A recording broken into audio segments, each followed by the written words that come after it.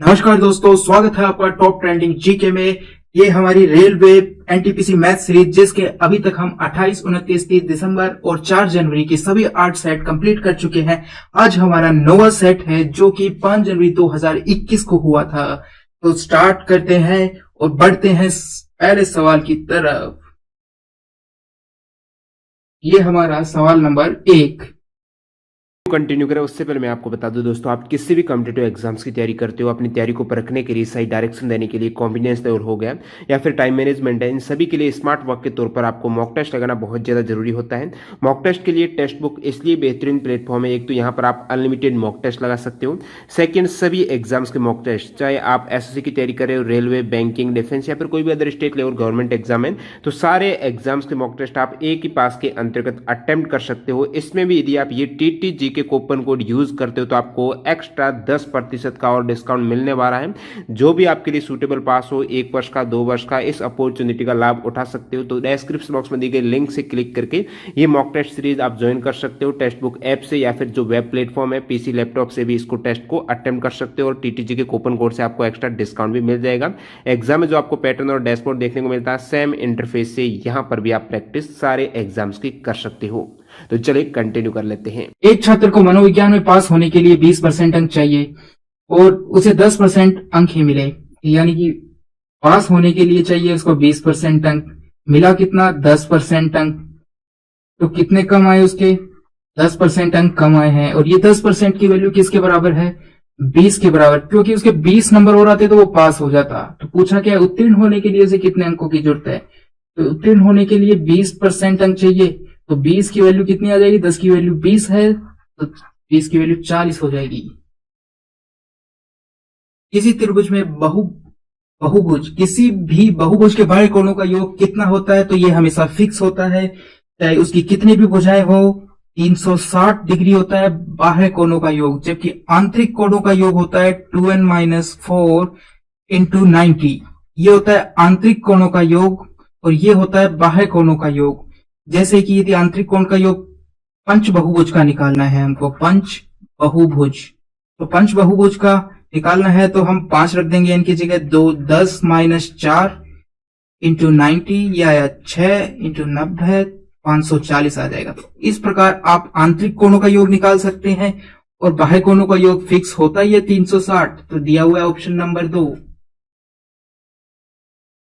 सवाल नंबर 4 और इसके अंदर दिया गया 361। तो आपको पता होना चाहिए 361 होता है 19 का स्क्वायर और 1024 होता है 32 का स्क्वायर। अब दशमलव से दशमलव पहले कट चुकी है यहां से और ये रूट से बाहर आ चुके हैं। बस ऑप्शन नंबर 2। सवाल नंबर 5। अनिल एक काम को 6 दिन में पूरा कर लेता है और भूषण उसे 8 दिन में पूरा करता है। अनिल और भूषण इस काम के लिए 3200 रुपए लेते हैं और वो चमन की सहायता से 3 दिन में ही कंप्लीट कर सकते हैं। तो इस आय में चमन का हिस्सा पूछ रहे हैं कितना होगा। तो देखिए, अनिल करता है, दूसरा भूषण है, तीसरा तीनों ABC। तो ए करता है 6 दिन में, बी करता है 8 दिन में कंप्लीट और तीनों मिलकर 3 दिन में। तो इनका एलसीएम आ गया 24। तो 24 से ये बनाएंगे, 24 से ये एक दिन में 4 काम कर लेंगे, ये 3 कंप्लीट कर देंगे और ये 8 कंप्लीट करेंगे। अब पूछा है चमन कितना करेगा, तो ए और बी तो मिलकर 7 करते हैं, टोटल 8 कर रहे हैं। तो चमन ने कितना किया? 1 करेगा एक दिन में। अब तीनों को मिलकर कितना पैसा मिल रहा है? 3200 रुपए मिल रहा है। और तीनों का कितना है? 4 + 3 7 और 1 8। 8 की वैल्यू है 3200 की 8 मिल रहा है। तो एक को कितना मिलेगा? बटे 8 आ जाएगा। यानी एक काम करने पर कितना मिलेगा? 400 रुपए मिलेगा। और ये एक दिन में एक काम करता है, तो ये चमन का एक की वैल्यू आ चुकी है जो कि चमन की आय है। क्वेश्चन नंबर 8 और इसमें दिया गया है कि कोण ABD, ये वाला कोण 55, ये वाला कोण 30। सबसे पहले बड़ा बना लेते हैं एक।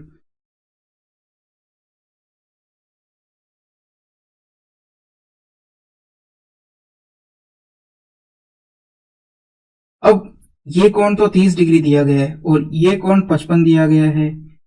इसको दे रखा है BA और C और ये कोण है D।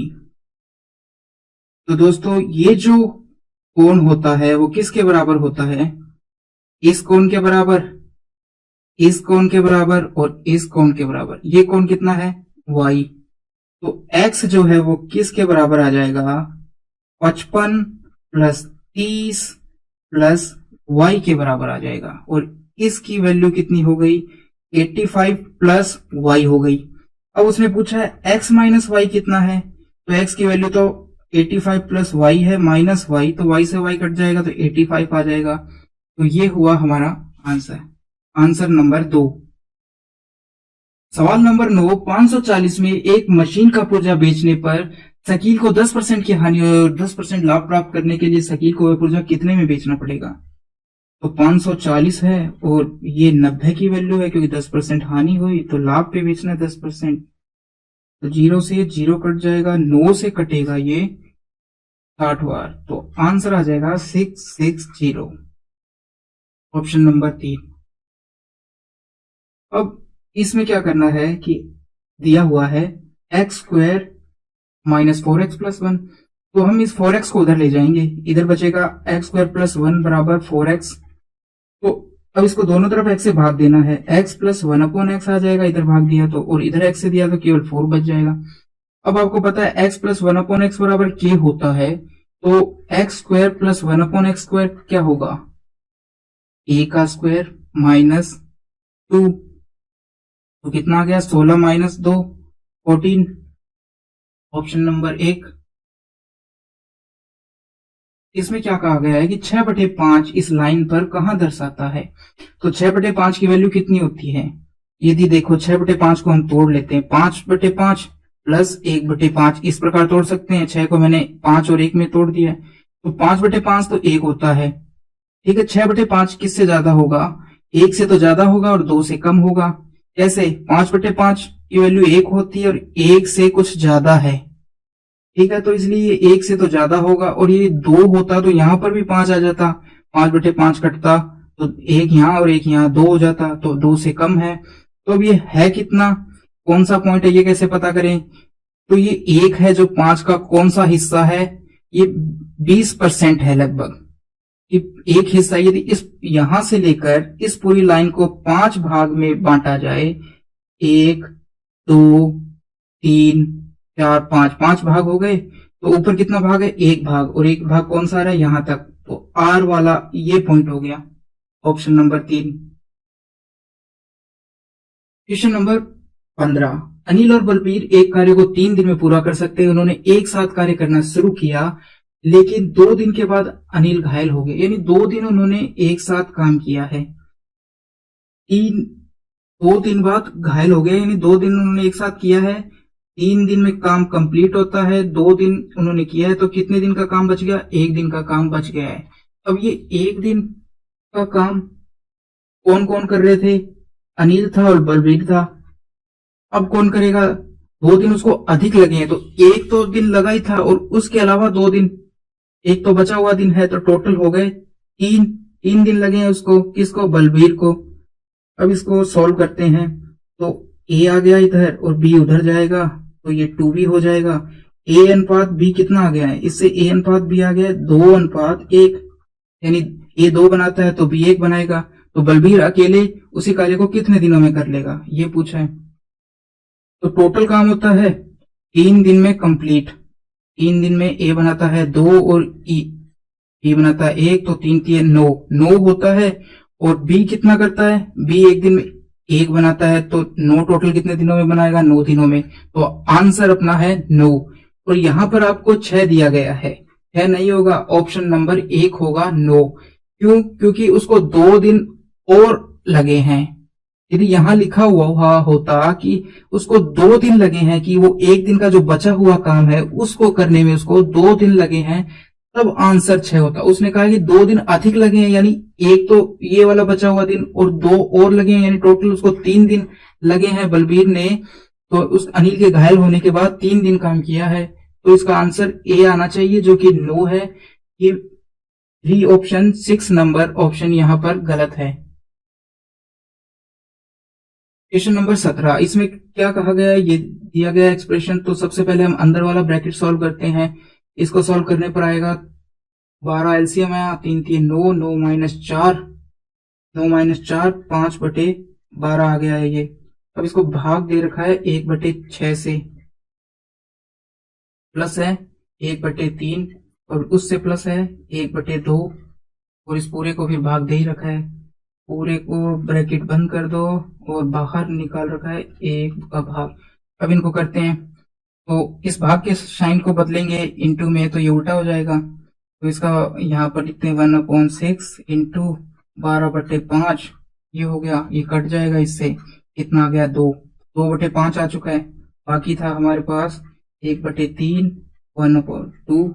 अब इन सब का एलसीएम ले लो आप, तो 5 10 आएगा, यहाँ बचेगा 5 और यहाँ आ जाएगा 5 और यहाँ आ जाएगा 10 नहीं 15 15 30 एलसीएम आएगा। तो 30 में 2 का दिया 15 आ गया, यहाँ दिया 10 आ गया और यहाँ कितना आएगा, ऊपर 2 बचा हुआ है तो ये 2 का दिया, तो यहाँ पर भी 5 का दिया, 6 6 दूनी 12 12 आ गया।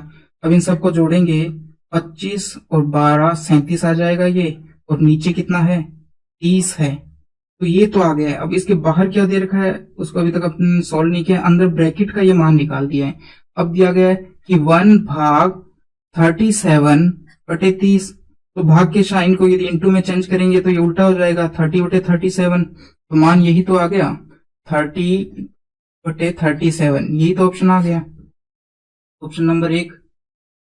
सवाल नंबर 18, इसमें क्या कहा गया है कि साइन 45 प्लस ए माइनस कोस 45 माइनस ए का मान क्या होगा। तो हम यहाँ पर वैल्यू पुट करके देखते हैं। तो जैसे मैं यहाँ पर 0 रखता हूं, सबसे आसान कि मैंने साइन की ए की वैल्यू 0 रख दी है, ए का मान कितना रखा है 0 रखा है, तो 0 रखेंगे तो ये कितना हो जाएगा साइन 45 और ये हो जाएगा कोस 45। तो अब साइन 45 का मान 1/√2 और कोस 45 का मान भी 1/√2, तो ये 0 आ गया। अब आपको ऑप्शन में चेक करना है किस किस में 0 आ रहा है, तो यहाँ तो 1 दे रखा है, इसमें रखते हैं 0 रखा तो साइन 0 का मान 0, ये भी 0 दे रहा है, ये भी 0, तो 2 ऑप्शन हो गए। इसमें रखेंगे तो 90 आएगा, ये तो आएगा नहीं, तो ये ऑप्शन कट हो चुका है, ये ऑप्शन कट हो चुका है। अब आपको एक वैल्यू और रखकर देखनी पड़ेगी। मैं यहाँ पर 45 रखता हूं, तो यहाँ पर 45 रखा तो हमारे पास आया साइन 90 माइनस, और यहाँ पर 45 रखा तो कोस 0 आ गया। साइन 45 का मान नहीं, साइन 90 का मान कितना होता है 1 और कोस 0 का मान कितना होता है 1, तो ये आया हमारा 0। अब आप इस पे यहाँ पे रखिए 45, साइन 45 कितना होता है 1/√2 और बाहर है 2, तो आया √2, तो ये ऑप्शन हमारा कट हो चुका है। बचा ऑप्शन नंबर 3, ऑप्शन नंबर 3 सवाल नंबर 19। और सवाल नंबर 19 में क्या पूछा है कि दी गई आकृति में दृश्यमान फलक, यानी जो दिखाई दे रहे हैं हमको फलक, उनका कुल क्षेत्रफल, पृष्ठीय क्षेत्रफल कितना है। तो देखो इसमें आपको इसकी 3D इमेज आपके दिमाग में सेट करनी पड़ेगी। तो जैसे एक तो ये पृष्ठ दिखाई दे रहा है हमको, ये पूरा सामने वाला, दूसरा ये दिखाई दे रहा है, ये भी दिख रहा है, ये भी दिखाई दे रहा है, ये भी दिखाई, इसके पीछे वाले दिखाई नहीं दे रहे। तो ये जो दिख रहे हैं इन सब का हमको क्षेत्रफल निकालना पड़ेगा। तो यदि आपको ये अच्छे से नहीं समझ में आ रहा तो मैं आपके लिए एक इमेज मैंने और तैयार की है ये। तो इसमें देखिए कि मैंने इन सभी फलकों को अलग अलग कर दिया। जैसे ये सामने वाला ऊपर की तरफ, ये साइड में, ये नीचे वाला, ये इधर वाला, ये और इधर वाला, ये और ये वाला, ये। अब हमको इन सब की डायमेंशन निकालनी पड़ेगी अलग अलग, और उनका पृष्ठीय क्षेत्रफल निकालना पड़ेगा। जैसे ये 15 है, ये कितनी है 7 है, ये जो लंबाई थी ये 7 थी, तो ये 7 हो गई। इसी प्रकार यहां तक की दूरी जो है वो ये है, तो टोटल है 20, और 20 में से 7 घटा दिया तो ये कितना आया 13। और ये दूरी कितनी है, ये दूरी 8 है, तो ये हो गई 8। अब ये 8 हो गई, ये 13 हो गई, ये 15 है, ये 7 है, ये कितनी है, एक तो 5 है और यहाँ 8 है। अब ये डिस्टेंस कितनी है 5, और ये कितनी है 13, ये कितनी है 5, ये कितनी है, ये पूरी 15 थी, इसमें से यदि 8 घटाएं तो कितनी बचेगी 7, और ये 5 आ गई क्योंकि ये वाली 5 है, और ये कितना है 7, तो ये है, और 5 ये है। तो इन सभी का क्षेत्रफल हमको निकालना पड़ेगा और उनको जोड़ने पर हमारा आंसर आएगा। तो 15 × 7 करते हैं तो कितना होता है 15 × 7 बराबर 105, एक तो ये हो गया। फिर है 13 × 8, 13 को 8 से मल्टीप्लाई किया तो ये आ गया 104। फिर 40 आएगा, इसका निकाल दिया हमने, अब इसका है 65। फिर आ गया 35 और 35 दोनों को साथ में जोड़ रहा हूँ, 40, 35 और 35 70, ये हो गए। अब इन सबको जोड़ लेते हैं, 5 और 4 9, 9 और 5 14, एक का आंसर, और ये हो गया 1 और 5 6 11, 11 और 7 18 का 8, 1 384 आ चुका है। तो ऑप्शन नंबर 4 इसके अंदर क्या होगा, राइट होगा। पढ़ते हैं हम अगले सवाल की तरफ। क्वेश्चन नंबर 22, निम्न में से कौन सी एक परमेय संख्या नहीं है। परमेय संख्या को इंग्लिश में कहते हैं रैशनल नंबर, कौन सा नहीं, इरेशनल नंबर।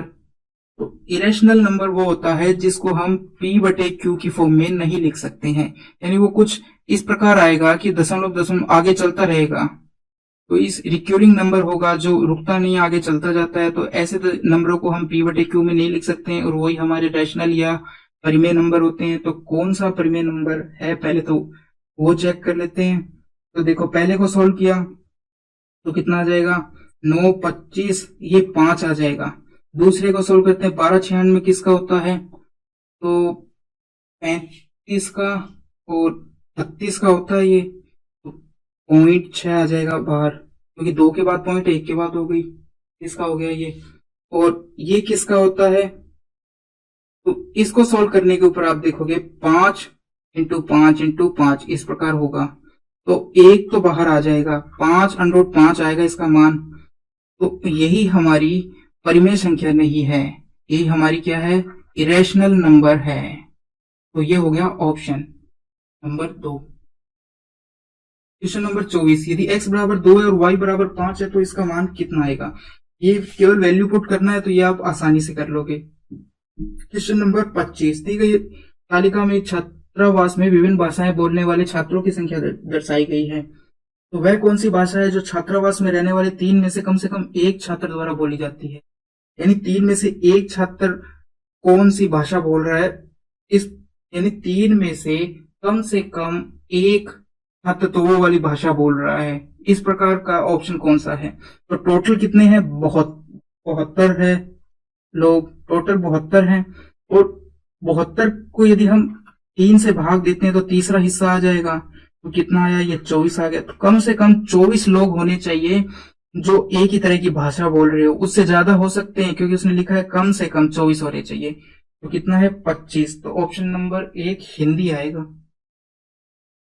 सवाल नंबर 26, यदि एक परिमेय संख्या का हर 2 की पावर n 5 की पावर m के रूप में हो, तो जहां n और m गैर ऋणात्मक पूर्णांक यानी धनात्मक है, तो संख्या का दशमलव विस्तार क्या होगा।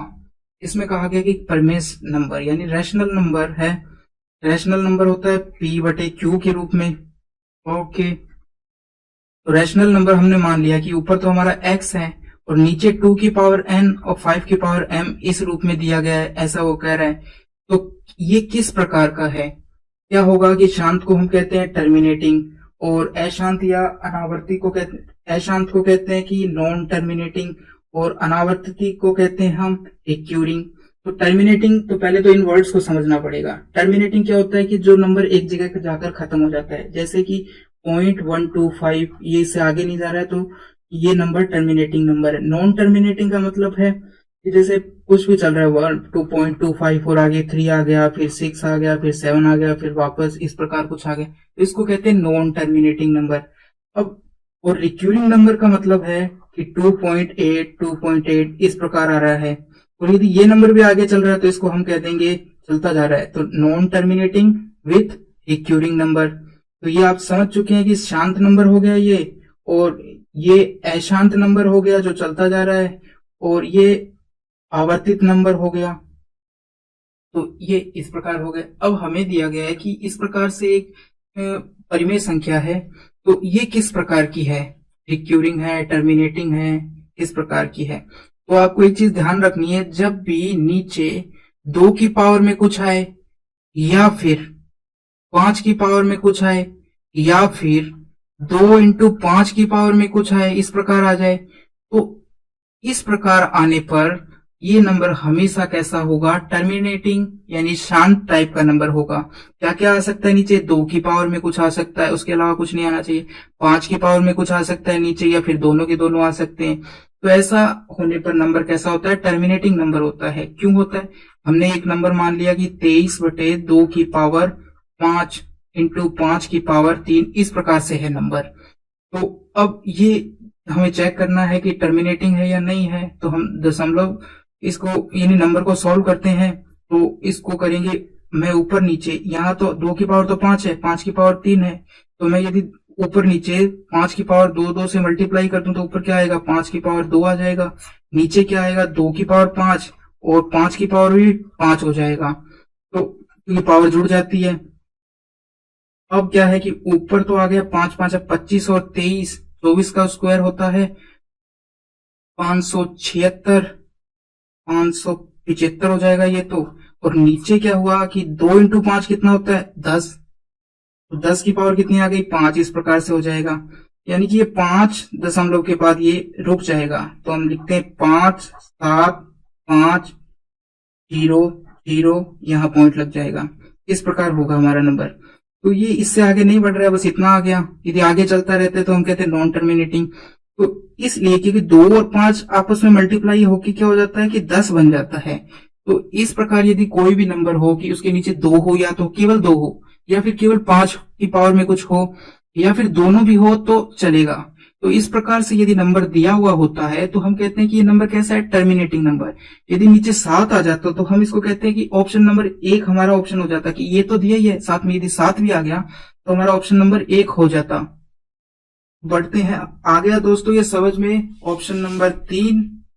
बढ़ते हैं हमारे सवाल नंबर 27 की तरफ। इसमें क्या दिया गया है कि साइन 15 का मान निकालना है। फिर यहां से आपसे एक साइन 15, तो ये फॉर्मूला आपको पूछ लिया है। साइन 15 को हम क्या लिख सकते हैं, मैं लिख सकता हूं साइन 45 माइनस 30, इस प्रकार लिख सकते हैं। इनको घटाने पर 15 ही आएगा। अब साइन इसको कैसे लिखेंगे, साइन 45 और कोस 30, ये हो जाएगा, प्लस साइन 30 और कोस 45, ये खुल जाएगा। इस प्रकार से इसको हम खोल सकते हैं, साइन ए कोस बी। यदि ये ए और बी है तो इस प्रकार से इसको खोल लेंगे। अब साइन 45 का मान कितना होता है, 1/√2। कोस 30 का मान कितना होता है, कोस 30 का मान होता है √3/2। और साइन 30 का मान कितना होता है, तो साइन 30 का मान 1/2 और कोस 45 का मान 1/√2, ये हो जाएगा। अब इनको आपस में आप मल्टीप्लाई करोगे तो ऊपर आ जाएगा 3 + 1 और नीचे आ जाएगा 2/2। तो ऑप्शन नंबर 2, यहाँ देखिए माइनस है ये, तो यहाँ ऑप्शन क्या आएगा, माइनस आएगा। ये हमने गलती से प्लस लगा दिया, यहाँ पर भी माइनस आएगा तो यहाँ पर भी माइनस आएगा। तो ऑप्शन नंबर 3। अब सवाल नंबर 30। एक बस अपनी समान दिशा में क्रम से 3 किलोमीटर और 5 किलोमीटर चाल से चल रहे 2 व्यक्तियों को पार करती है। बस पहले व्यक्ति को 10 सेकंड में, दूसरे को 11 सेकंड में। तो बस की चाल पूछी है। तो एक व्यक्ति को तो जो चल रहा है 3 किलोमीटर प्रति घंटे की चाल से, तो बस की दूरी तो हमेशा समान होगी कि बस जितनी लंबाई है स्टार्टिंग से, जब वो लास्ट में उस आदमी को पार कर जाएगी तभी तो वो उसको पार करना माना जाएगा। तो बस की लंबाई तो दोनों टाइम में सेम है, तो यानी हमारी दूरी तो सेम है। दूरी को हम बराबर कर देंगे। तो पहले टाइम पे ये कितनी चली है कि 3, बस की चाल मान ली x और व्यक्ति की चाल उसी दिशा में चल रहा है, तो x - 3 इंटू 10 बराबर किसके होंगे, x - 5। इस चाल कितना टाइम लिया, 11 सेकेंड। ओके, अब कितना आएगा, ये आ गया। तो यहाँ आ जाएगा 10x, इनको खोलेंगे तो 10x - 30, तो इधर आ जाएगा 11x - 55। अब ये 10 इधर जाएगा तो x बच जाएगा, और ये इधर गया और ये इधर आया 55 में से गया तो 25 आ गया। तो x का मान कितना आ गया है, 25 आ चुका है। Option number 1। प्रश्न नंबर 31। एक छोटी से छोटी संख्या कौन सी है जिसे 12, 21 और 35 से विभाजित करने पर प्रत्येक स्थिति में शेषफल 6 प्राप्त हो। यानी कि इन तीनों का हमको क्या लेना पड़ेगा, एलसीएम लेना पड़ेगा। तो हम 12 को किस रूप में लिख सकते हैं? 3 इंटू 2 की पावर 2। 21 का क्या होता है? एक तो 7 होता है, उसमें एक 3 होता है। 35 कितना होता है? 5 होता है इंटू 7 होता है। तो अब 2 की सबसे पावर ज्यादा किसमें है? ये 2 की पावर 2। 3 एक बार ही आता है, 3। 5 भी एक बार है और 7 भी, इसमें भी एक ही बार है, तो 7 सबसे बड़ी पावर लेते हैं। अब ये कितना हो गया है? इनको आप करो मल्टीप्लाई। 4 4 3 12 और 12 5 60। 60 को 420 और शेष फल कितना है? +6, तो 426 आ चुका है। Question number 33। दो भार इतना दे रखा है और इतना दे रखा है, तो ये 27 केजी को मैं ग्राम में चेंज करूंगा तो कितना आ जाएगा? 3 जीरो लग जाएगी। और ये है 108 ग्राम। अब 27 से ये कितनी बार जाएगा? 4 बार चला जाएगा। यहाँ बचा है 1000 बच गया और यहाँ बच गया 4। इस 4 से इस 1000 को काटेंगे तो आ जाएगा 250 अनुपात 1। Option number 4। क्वेश्चन नंबर 38 में क्या कहा गया है? किसी धनराशि 2 वर्ष के लिए 10% की दर से प्राप्त हुए चक्रवृद्धि ब्याज और साधारण ब्याज के बीच का अंतर 50 है। तो साधारण ब्याज पर एक साल में 10 मिल रहा है, तो 2 साल में कितना मिलेगा? 10 और 10 20 हो जाएगा, 20%। चक्रवृद्धि ब्याज में क्या होगा? 10 प्लस 10 प्लस 10 इंटू 10 बटे 10, तो यानी 1, तो 21% हो जाएगा। तो अब डिफरेंस कितना आया इनका? 1% आया। और 1% की वैल्यू कितनी दे रखी है आपको? 50 दे रखी है। तो धनराशि कितनी होती है? 100, और 100% की वैल्यू कितनी हो जाएगी? 2 जीरो पीछे लगा दो, 5000। तो ये मैंने 21% किस प्रकार किया, ये तो आपको पता होगा, हमने पहले कर चुके हैं कि कंपाउंड रेट कैसे, x plus Y into X into Y बटे 100, इस फॉर्मूले से मैंने कंपाउंड रेट कैलकुलेट की है। 39 में क्या दे रखा है? ये कुछ दे रखा है, तो ये तो आप आसानी से सॉल्व कर लोगे। Question number 47। एक दुकानदार को 4800 रुपए में मशीन बेचने पर 20% की हानि होती है। 20% का लाभ प्राप्त करने के लिए कितने बेचेगा? यानी 4800 में बेचने पर क्या होती है? हानि कितनी? 20, तो वैल्यू हो गई 80। 100 में से 20 घटाएंगे और 100 में 20 जोड़ेंगे तो कितना हो जाएगा? 120। इसकी वैल्यू पूछी है, 0 से 0 कट जाएगी, 3 2 आ गया, ये 2 से कटेगा कितना? 2400 बार, और ये हो गया 7200। Option number 1। Question number 53। एक हवाई जहाज 500 यात्री को ले जा रहा है, जिसमें से 45% क्या है? पुरुष, 20% बच्चे और बाकी बची हुई क्या है? महिलाएं। तो इसने तीनों का अनुपात पूछा है। तो देखिए, इसमें हमें यात्रियों की तो जरूरत है ही नहीं। 45% क्या है? मेल है, और बॉयज कितने हैं? 20 है। तो वुमेन कितनी हो जाएगी? 35 हो जाएगी। बस अब इनका अनुपात निकालो, इनको और सरल कर लो आप। तो ये हम कितने से कटे? 5 से काट देते हैं, 9 बार जाएगा, 4 बार, 7 बार, तो यही अनुपात आ गया इनका कि 9 तो मैन है, 7 वुमेन है, 4 ये है। नंबर 4। Question number 56। दिया गया पाई आरेख में कॉलेज के विभिन्न संकायों में दाखिला लेने वाले छात्रों की संख्या को दर्शाया गया है और कुल छात्रों के कितने भाग में कला संकाय ने दाखिला लिया है। तो टोटल छात्र कितने हो गए? इन सबको आप जोड़ोगे तो आएगा ऑप्शन 3600। और आर्ट में कितने ले रहे हैं? कला संकाय की बात कर रहा है, आर्ट 1200। बस यही तो उसने पूछा है। 0 से 0 कट जाएगी, 0 0 कट जाएगी, 12 1/3 ऑप्शन आ गया। किसी कमरे की ये दे रखी है, उसकी भुजाएं दे रखी है और आकार में भुजाएं दे रखी है, तो इस आकार के कितने घन उस कमरे के अंदर रखे जा सकते हैं? तो ये पूछा है। पूरे कमरे की विमाएं ये दे रखी है भुजाएं, और उस छोटे से बॉक्स की जो भुजाएं हैं, घन की भुजाएं, क्यूब की भुजाएं, ये दे रखी है। बस पूरे को यदि हम क्यूब से डिवाइड कर देंगे तो हमारे नंबर ऑफ क्यूब्स आ जाएंगे। तो आयतन कैसे निकालते हैं कमरे का?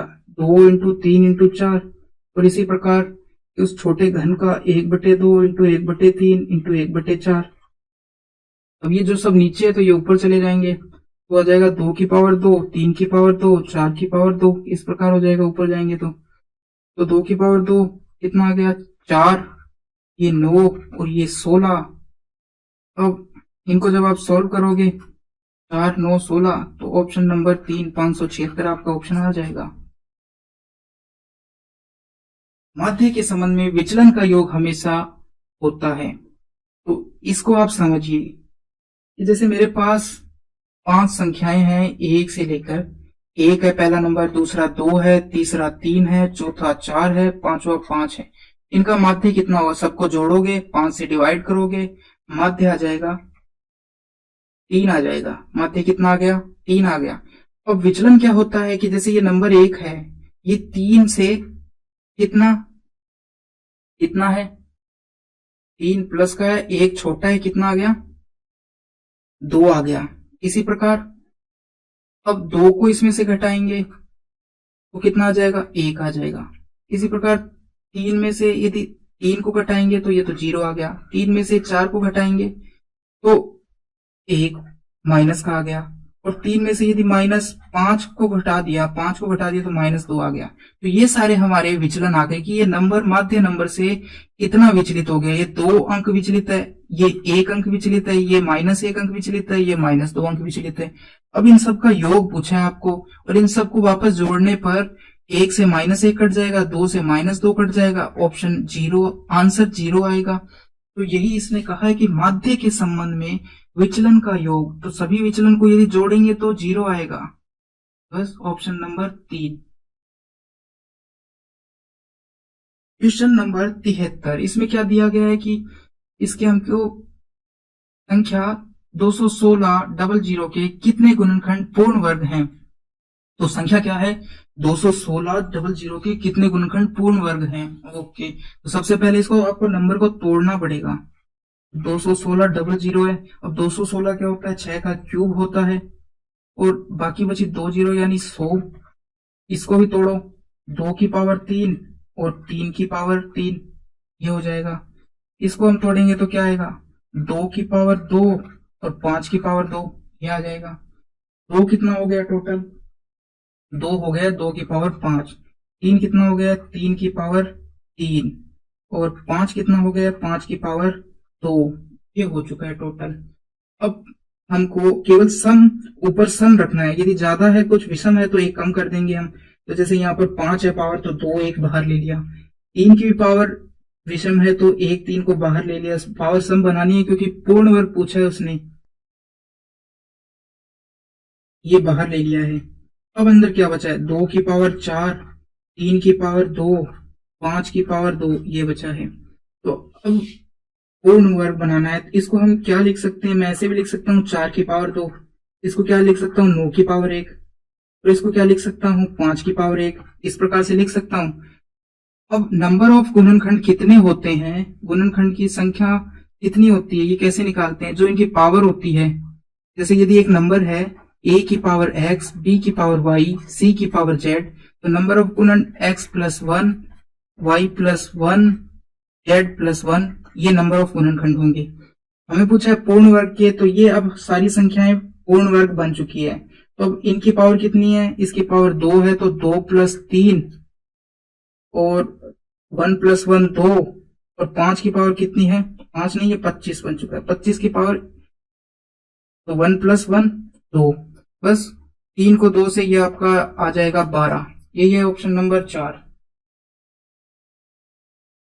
क्वेश्चन नंबर 74, 7 प्लस 5 और कुछ कुछ ऐसा दिया गया है। तो इसको सॉल्व, सबसे पहले हम ब्रैकेट को सॉल्व कर लेते हैं। तो जैसे इस ब्रैकेट को मैं सॉल्व करता हूं, कितना आता है?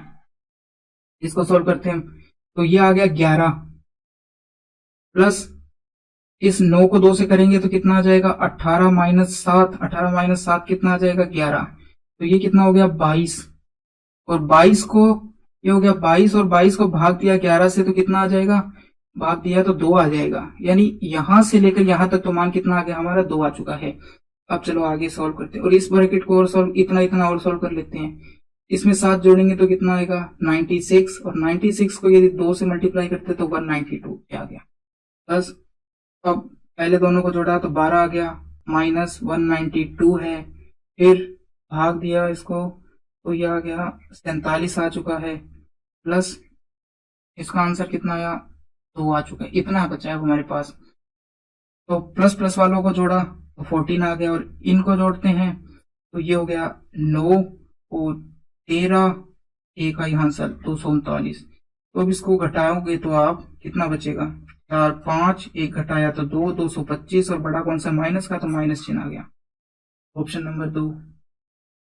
क्वेश्चन नंबर 76, संख्या ये दे रखी है, दूसरी ये दे रखी है, तो दोनों का योग करना है, दोनों का अंतर करना है, दोनों को जोड़ने पर दोनों, देखो क्या है कि एक संख्या संख्या ये के योग और अंतर को जोड़ने पर प्राप्त होने वाली संख्या ज्ञात कीजिए। तो मैं क्या करूंगा, जो पहले वाली संख्या है इसको 2 से मल्टीप्लाई कर दूंगा और वही मेरा आंसर हो जाएगा। अब मैंने ये किया कैसे, आप पूछ रहे होंगे। तो मैंने आपको बताया है कि योग को और अंतर को, दो संख्याओं का योग और उनको अंतर को हम जोड़कर यदि डिवाइड करते हैं तो क्या आती है, पहली संख्या। तो पहली संख्या हमारी कितनी है, 3.3 है। कब, जब दोनों योग को और अंतर को जोड़कर डिवाइड करते हैं। घटाकर करने पे तो y दूसरी संख्या आती है। तो बस यदि हम उनको 2 से लास्ट में डिवाइड नहीं करेंगे तो उसका डबल ही तो आएगा संख्या का। तो संख्या हमको पहले से ही दे रखी थी तो उसको 2 से मल्टीप्लाई कर दिया, बस सीधा आंसर आ गया, कुछ करना ही नहीं पड़ा। देखिए मैं एक बार आपको वापस से एक्सप्लेन करता हूँ। देखो x प्लस वाई जोड़ उनका ये आएगा, x माइनस वाई ये आएगा। मैंने कहा कि दोनों को जोड़ो आप, x plus Y, x minus Y और बाई 2, तो इससे क्या आ जाता है, वो नंबर आ जाता है। तो क्या आया, 2x और y से y कट जाएगा, बाई 2 ये आ जाता है। यदि मैं ये 2 से डिवाइड ही नहीं करूंगा तो ये क्या रहेगा, 2x ही तो रहेगा। यदि डिवाइड नहीं करूंगा तो कितना रहेगा, 2x। तो मेरे पास नंबर था और मैंने सीधा 2 से मल्टीप्लाई कर दिया, तो ऑप्शन नंबर 1 आ चुका है आपका। ये उसने यही तो कहा है कि योग करने पर, योग को और अंतर को जोड़ने पर क्या आएगा। तो आपको पता है कि योग और अंतर को जोड़ देते हैं तो उसका डबल आ जाता है, और उसको डिवाइड कर देंगे तो वो खुद आ जाता है। कौन, पहला वाला नंबर। क्वेश्चन नंबर 82, एक बारंबारता बंटन में कक्षा का मध्यमान 12 है और इसका विस्तार 6 है। कक्षा की निम्नतर सीमा ज्ञात कीजिए। इस प्रकार के सवाल हमारे लिए कुछ नए हैं क्योंकि ऐसे सवाल हम बहुत कम देखते हैं, तो इस सवाल को आप आराम से समझिए। तो देखिए कि पहली बात तो है ये मध्यमान, जिसको मीन वैल्यू का है, ये क्या होता है। दूसरा ये विस्तार, विड्थ क्या होती है, ये समझेंगे हम। तो एक है ये क्लास। तो देखिए कि बारंबारता बंटन की क्लास या कक्षा क्या है, जैसे कि 10 से 20 इस प्रकार लिखा रहता है ना, 20 से 30, 30 से 40, 40 से 50 इस प्रकार लिखा रहता है। तो ये तो है सारी class.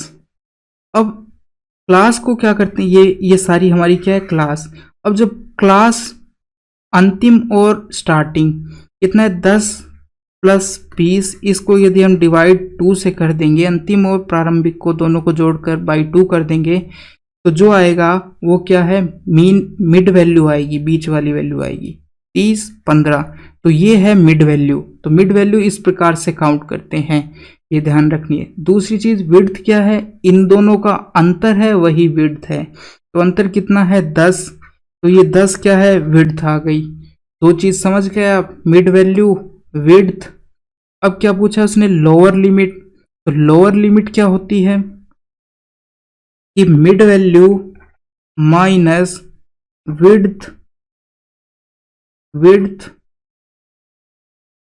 Mid value minus width का आधा, ये हमारा क्या आ जाता है, ये हमारा लोअर लिमिट आ जाता है, लोअर लिमिट आ जाएगा। तो मिड वैल्यू जैसे यहाँ पर कितनी देर की है, 15, और विड्थ कितनी आ गई, 10 देर की है आपको, 10 का आधा 5, तो 5 इसमें से घटाएंगे 10, ये 10 आ गया ना जो यहाँ पर दिया है लोअर लिमिट। तो इस प्रकार से ये लोअर लिमिट वगैरह काउंट करते हैं। तो मिड वैल्यू का मैंने आपको बता दिया है, ये विड्थ थी, ये क्लास थी, और लोअर लिमिट इस प्रकार से निकालते हैं।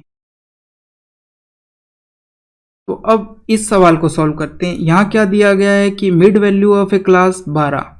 तो आपके पास मिड वैल्यू कितनी है, 12, इसमें से विड्थ कितनी है, 6, तो 6 का आधा कितना हो गया, 3, घटाने पर कितना आ रहा है, 9। Option number 1। क्वेश्चन नंबर 85, एक परिवार द्वारा उपयोग की जाने वाली किराने की वस्तुओं में 25% की वृद्धि की जाती है और खपत में कितने परसेंट की कमी की जाए कि उसका खर्चा चेंज नहीं हो। 25% का मतलब होता है कि 4 की जो चीज़ है अब 5 हो गई है, तो इसको यदि हम उल्टा लिख देंगे, 4 की चीज़ कितनी हो गई है 5, उल्टा कर दो आप कि यानी खर्चा बढ़ गया है, तो हमको यदि मूल्य बढ़ गया है तो खपत को क्या करना पड़ेगा, इसी रेशियो में कम करना पड़ेगा। उल्टा कर दिया है तो 5 से 4, तो अंतर कितना है 1, कितने पे 1 है 5 पे, इसका मतलब 1 5 पे कितना होगा 20%, यानी 25 बढ़ाते हैं तो 20 कम करना पड़ेगा। सवाल नंबर 87, दी गई तालिका में एक बगीचे में 90 पौधों की लंबाई सेंटीमीटर में दर्शाई गई है, तो कितने पौधों की लंबाई 61 से ज़्यादा या उससे अधिक है लेकिन 70 से कम है। तो 70 से कम है तो इसको काउंट नहीं करेंगे, और 61 को भी सम्मिलित किया गया है और उससे ज़्यादा वालों को, तो इन सबको आप जोड़ लो, वही लंबाई आपसे पूछी है कि कितने पौधों की लंबाई 61 या उससे ज़्यादा है, पौधों की संख्या पूछी है। तो यहाँ पर क्या है 25, 14, 9, 12, बस अब इनको जल्दी से आपको जोड़ना है और जोड़ने पर आपको ऑप्शन मिल जाएगा 60। तो बस इसमें अब कैलकुलेशन का खेल, आप जितनी फास्ट कैलकुलेशन करेंगे, इसके लिए आप क्या कर सकते हैं, रोज 100 संख्याएं एक पन्ने पर लिख लीजिए और उनको जोड़ने की प्रैक्टिस कीजिए, तो आपकी कैलकुलेशन इससे काफ़ी फास्ट हो जाएगी। अब सवाल नंबर 98, दी गई तालिका में सप्ताह के दौरान एक दुकान में बेचे गए बिजली के बल्बों की संख्या दर्शाई गई है। सोमवार को इतने बेचता है और मंगलवार को इतने बिके, बुधवार को इतने, ये सब बेचे गए। तो उसने पूछा है किस दिन दैनिक बिक्री सप्ताह की औसत बिक्री के निकटतम थी। तो सबसे पहले आपको इनका औसत निकालना पड़ेगा, फिर देखना पड़ेगा कौन से दिन औसत के बराबर बिके थे। तो औसत कितना आएगा, देखो अब इनको सीधा यहीं पे जोड़ते हैं। सबसे पहले आगे आगे वाले संख्या को 200 और एक 300 और एक 400, 400 और 200 600, तो एक लिख देते हैं 600। फिर ये 25 और 50 75, और 75 और 75 150। अब 150 में यदि 90 जोड़ते हैं तो 240, 240, 048, तो ये इनका टोटल आ गया। अब टोटल कितने, एक दुकान 2 3 4 5 6, तो 6 से भाग दे देते हैं, 6 कम 6, 6 4 0, तो इनका औसत आ गया 140। तो 140 के बराबर कौन सा है, ये बेचता है 140 के, यानी औसत के बराबर 150 बेचता है लगभग, वही सबसे पास है 140 के, तो बुधवार हो जाएगा। यहाँ पर हमारे सेशन का हो चुका है दी एंड, और कैसा लगा ये आपको आप कमेंट में जरूर जरूर बताएं।